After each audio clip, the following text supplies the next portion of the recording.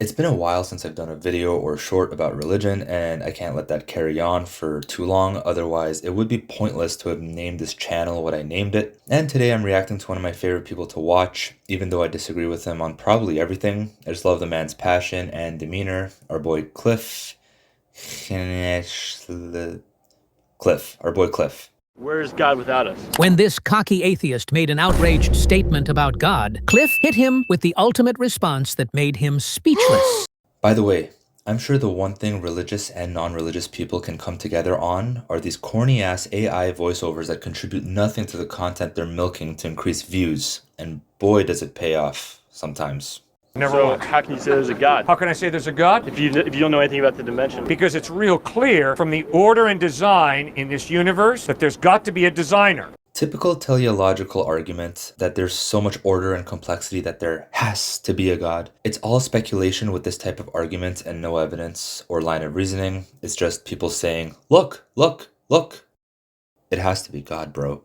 Also, interestingly enough, I did a quick Google search on the word teleological, and the first definition claims relating to or involving the explanation of phenomena in terms of the purpose they serve rather than of the cause by which they arise. I won't hold this against Cliffe too much, but he's obviously using the argument by design to make an argument about cause as opposed to the purpose, and he doubles down. It's real clear that this universe has a beginning. If this universe has a beginning, it's got to have a cause. Well, the universe started by rapidly expanding from a small, hot, dense state. Now, what caused that, no one knows for sure.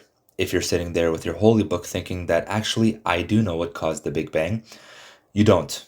Scientists are researching, debating, discussing all sorts of theories and ideas without a proper consensus. Also, questions like what caused the Big Bang or what was going on before the Big Bang are seen as irrational since space and time began with the Big Bang. So to apply words like before or cause doesn't make sense in a state or environment where time and space were non-existent. There's got to be an uncaused cause, otherwise there would be an infinite regress, which is illogical. Why is that illogical? An infinite regress is an endless chain or series of causes, justifications, or elements where each preceding element depends on or leads to the next with no ultimate beginning or end. I read that and I think of the Big Bounce theory, where it's an infinite cycle of the universe expanding from a single point, then contracting back to that single point, rinse and repeat. Obviously, the theory is not foolproof and it has its challenges, such as dark energy's constant state, as well as others, none of which being that it's an infinite regress, by the way. So therefore, the best explanation of an uncaused cause who caused the universe is a thinking mind, an intelligent designer.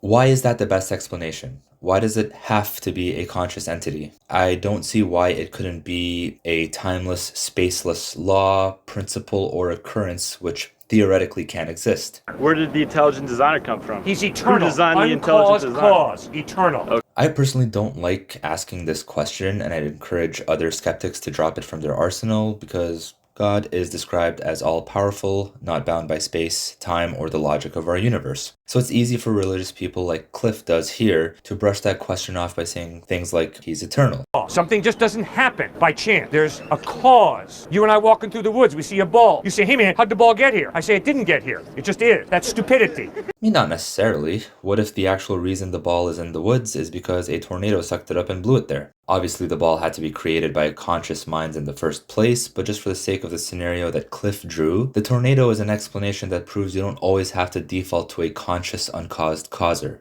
At some point, you're going to have to face the fact that there's an eternal someone. No, you don't.